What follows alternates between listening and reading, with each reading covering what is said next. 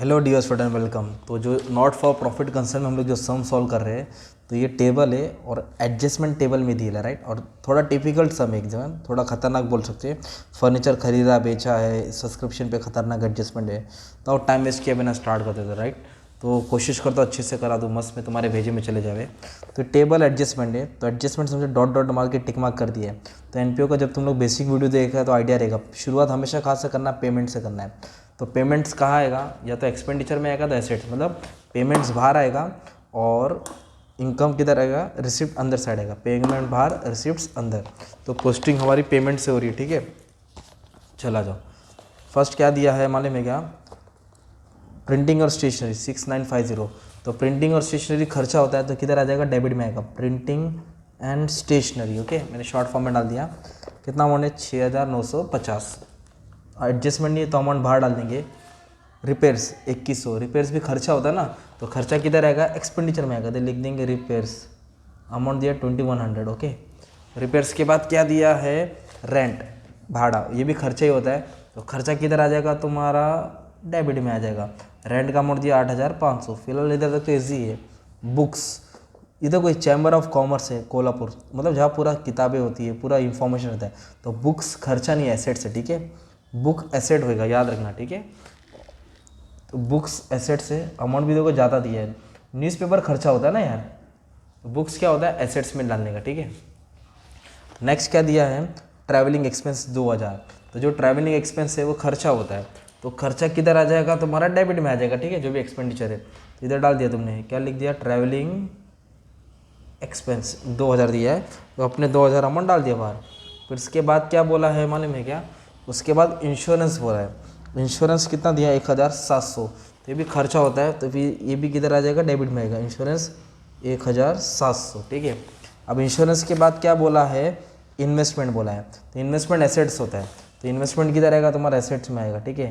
तो इन्वेस्टमेंट को एसेट में लिखेंगे। इन्वेस्टमेंट का अमाउंट 40,000 दिया है, पर अमाउंट ऊपर नहीं लिख रहा हूँ मैं, नीचे लिख रहा हूँ। समझा दो नीचे क्यों लिखा, नाम लिखा ऊपर पर अमाउंट नीचे लिखा। फिलहाल इतना याद रखो, इन्वेस्टमेंट एसेट होता है, राइट।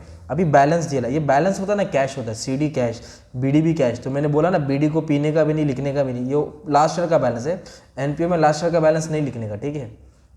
तो इसको इग्नोर किया। हाँ, ये क्लोजिंग बैलेंस है, तो क्लोजिंग बैलेंस किधर आएगा, एसेट्स में आएगा। तो थोड़ा नीचे छोड़ के लिख दिया, कैश 11260, 11260।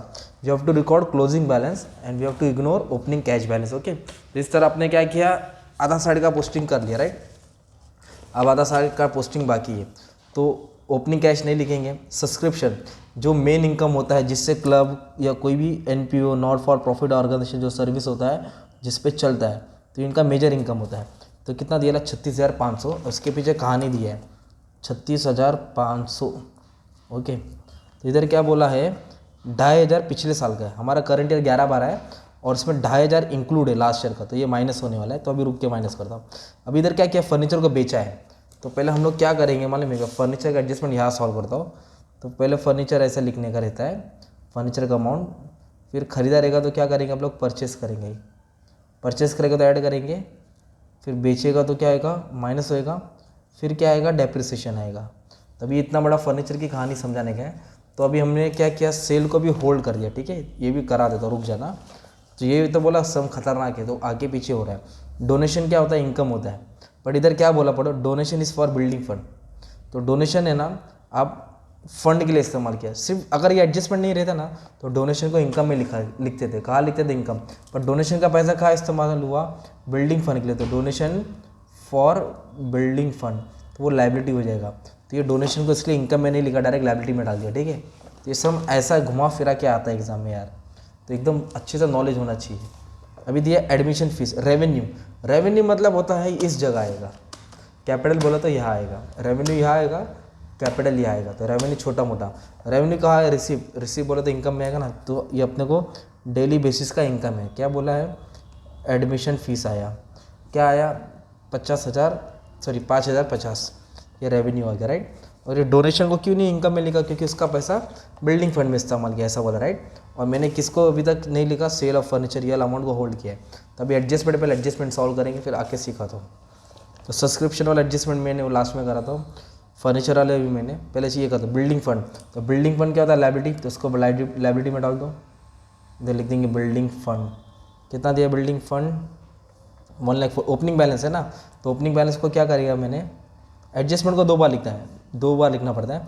ये लास्ट ईयर का तो एक इफेक्ट नहीं आएगा और एक इफेक्ट लायबिलिटी में आएगा, तो इस तरह तुम्हारा 2 इफेक्ट हो गया। दोनों को ऐड भी कर सकते हैं, दोनों को साथ में लिख दिया, ठीक है। फिर बोला capital fund, any fund is liability, ये तो मेन इनकम होता है 151,960 होता है और ये पिछले साल का है, तो एक बार लिखा और एक बार नहीं लिखा, 2 इफेक्ट हो गया। इन्वेस्टमेंट भी क्या होता है, एसेट होता है, ये कर्जा हो गया तो इन्वेस्टमेंट एसेट होता है। इन्वेस्टमेंट को एसेट में लिखिएगा 2.5 लाख, क्योंकि पहले 2.5 लाख आएगा है ना, पहले क्या आएगा 2011 आएगा फिर 2012 आएगा, तो ये 2.5 लाख को ये इन्वेस्टमेंट क्या करेंगे, ऐड करेंगे। तो पहले 2.5 लाख था ओपनिंग बैलेंस और ये साल उन्होंने 40,000 का इन्वेस्टमेंट किया, तो इसको बोलेंगे एडिशनल इन्वेस्टमेंट। तो टोटल इन्वेस्टमेंट कितना हो गया, 2,90,000। 2.5 लाख पहले का था, 40,000 अभी का, टोटल इन्वेस्टमेंट 2,90,000। इस तरह ये इन्वेस्टमेंट और ये इन्वेस्टमेंट तुम्हारा ऐड हो गया। तो इधर तक तो समझ गया। अब इधर बोला है neglect the depreciation part of furniture sold, sold को हटा दो, 1400 माइनस करो डेप्रिसिएशन का, और डोनेशन बिल्डिंग फंड, तो डोनेशन का कर दिया मैंने, राइट। तो अभी सबसे पहले क्या करता हूँ मालूम है क्या, सबसे पहले फर्नीचर का डाउट क्लियर करता हूँ। तो देखो क्वेश्चन में इधर दिया ना ओपनिंग बैलेंस 2000, फर्नीचर का ओपनिंग बैलेंस कितना 32, फर्नीचर का ओपनिंग बैलेंस, एक सेकंड हाँ, फर्नीचर का ओपनिंग बैलेंस कितना दिया 32, तो 32 लिखा मैंने, ठीक है। फिर अभी क्वेश्चन पढ़ रहा हूँ, इधर कुछ फर्नीचर परचेज किया है क्या, नहीं किया। मान लो इधर लिखा रहता फर्नीचर परचेज 8,000, तो इधर 8,000 ऐड करता तो 32 और 8 40 होता, तो कोई फर्नीचर खरीदा नहीं, इसके डैश मार दिया, ये 32 को नीचे लेके आ गया। सिंपल, परचेस किया रहेगा तो ऐड करेंगे ना, तो अगर परचेस ऐड करेगा तो सेल माइनस करेंगे ना, तो सेल मतलब बेचा, तो बुक वैल्यू 18,000 का था, 12,000 का बेचा, तो प्रॉफिट या लॉस बाद में देखेंगे। बुक वैल्यू कितने का था 18, तो 18 का बेचा, तो इधर सेल माइनस होएगा, तो बुक वैल्यू माइनस करने का हमेशा है। ये एक्चुअल वैल्यू है जो मिला है, ये बुक वैल्यू मतलब बैलेंस शीट वैल्यू, मतलब 32 का था कुछ खरीदा नहीं और 18,000 का कुछ फर्नीचर बेचा, तो 32 में से 18,000 क्या कर देंगे, माइनस कर देंगे, तो 14,000 आ जाएगा। तो ये रिटर्न ऑन वैल्यू हो गई, राइट, 14,000। अब 14,000 के ऊपर डेप्रिसिएशन निकालना पड़ेगा, कितना परसेंट बोला डेप्रिसिएशन 1400, तो 14,000 के ऊपर 1400 माइनस कर देंगे।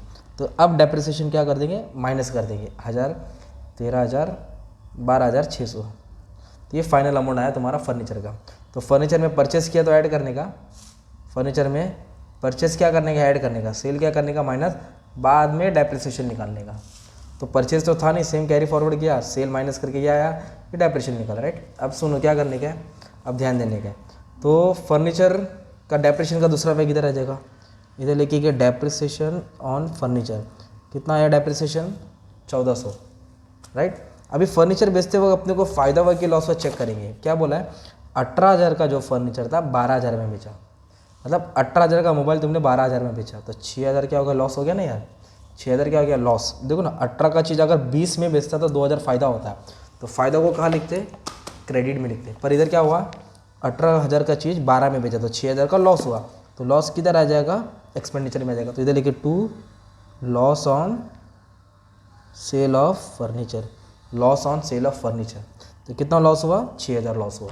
तो अभी हमने कैसे फर्नीचर को सॉल्व किया, 18,000 को यहाँ सॉल्व किया, माइनस किया, और 6,000 को यहाँ ट्रांसफ़र किया, क्योंकि लॉस हुआ, फ़ायदा होता तो यहाँ आता था, ठीक है। तो ये हो गया फर्नीचर का एडजस्टमेंट। अभी सब्सक्रिप्शन देखो क्या बोला है, ये लास्ट ईयर का है, ये करंट ईयर का, तो करंट ईयर का कितना है 5,000, तो पहले काम करो करंट ईयर का 5,000 ऐड कर दो, तो इधर लिखेंगे आउटस्टैंडिंग सब्सक्रिप्शन, ज़्यादा दिमाग नहीं लगा, एकदम सिंपल। ये करंट ईयर का 5,000 है, 5,000 क्या कर देंगे, ऐड कर देंगे, तो 41,500 आ जाएगा, ठीक है। और पैसा क्या, सब्सक्रिप्शन का पैसा आने वाला है ना मेंबर लोग से, तो इधर लिखेंगे आउटस्टैंडिंग सब्सक्रिप्शन, करंट ईयर कौन सा अपना 11/12 है ना, करंट ईयर कौन सा है 11/12, तो 11/12 का 5,000 रुपये आने वाला है, सिंपल, ये एकदम सिंपल हो गया। करंट ईयर का ना, तो क्या किया हमने, ऐड किया। अब इधर क्या बोला है, पिछले साल का 3,000 बाकी है, ओके। इधर क्या बोला है, 2,500 पिछले साल का इसके अंदर है, तो इंक्लूड बोला है ना, कभी भी तो माइनस कर दो, मतलब इसके अंदर जो करंट ईयर का पैसा उस पर 2,500 इंक्लूड है, तो 2,500 पहले माइनस करेंगे, तो लिखेंगे सब्सक्रिप्शन ऑफ लास्ट ईयर, कितना है 2,500, तो 2,500 क्या कर देंगे, अब कम कर देंगे, तो 39,000 बाहर आ जाएगा, और टेबल को एक ही बार लिखते, ठीक है, तो 2,500 को एक ही बार लिखा। अब कहानी क्या है, अब सुनो, अब इधर ध्यान दें, पिछले साल का कितना बाकी है, 3,000 बाकी है, कैसे मालूम पड़ा, इधर दिया है पिछले साल का कितना बाकी है 3,000, जिसमें से अपने को 2,500 पहले ही मिल गया है, 2,500 लोगों ने देखो ना रिसिप्ट है ना ये, तो 2,500 इसके अंदर इंक्लूड है, ये रिसीव साइड है, मतलब 2500 इसके अंदर है, तो 3000 में से 2500 मिल गया, तो अभी भी कितना आना बाकी है, 500 रुपये आना बाकी है। तो क्या करेंगे, ये 3000 में से 2500 तो माइनस किया ना हमने, ये जो 3000 बाकी था 2500 माइनस किया, तो जो 500 पेंडिंग है वो अभी भी अपना एसेट्स है, वो किधर रहेगा, एसेट 10 11, तो पिछले साल का 500 आना बाकी है। तो ये साल का 5000 बाकी है और पिछले साल का 500। अभी तुम बोलेंगे सर पिछले साल का 3000 बाकी है, तो मैं बोलूँगा ना 2500 मिल गया ना यार, इसके 2500 माइनस किया था क्योंकि मिल गया था, तो 3 में से 2.5 मिल गया, तो 500 अभी भी आना बाकी है, और ये करंट ईयर का 5000 बाकी है, तो टोटल सब्सक्रिप्शन 5500 बाकी है। तो ये सम ऐसा था, ठीक है। तो अभी हमने सब्सक्रिप्शन भी सॉल्व किया, करंट ईयर को ऐड करके एसेट में डालना, 3000 नहीं माइनस किया। अगर ये मान लो इंक्लूडिंग नहीं दिया रहता तो हम लोग 3000 माइनस करते, पर 3 में से 2500 इंक्लूड है तो 500 बाकी है, तो 5500 एसेट्स हो गया। फर्नीचर का सॉल्व किया है ना, और डेप्रिसिएशन सॉल्व किया, कैपिटल फंड, तो इस तरह का सम था एनपीओ का, ठीक है। बाद में आप लोग टैली कर लेना, तुम्हारा जो भी आंसर आएगा ट्रांसफ़र कर लेना। अगर सरप्लस आया, ये टोटल से टोटल माइनस करेंगे, तो मान लो जो भी सरप्लस आएगा वो सरप्लस क्या कर देना, कैपिटल फंड में ऐड कर देना, ये ऐड कर लेंगे तो टैली हो जाएगा तुम्हारा अमाउंट, ठीक है। टोटल दे देता हूँ, चेक कर लो मैच हो रहा है कि नहीं इसके साथ। ये बैलेंस शीट का टोटल है, स्क्रीनशॉट लेके रख लो, ओके। चलो थक गया, अब जा रहा हूँ घर पे।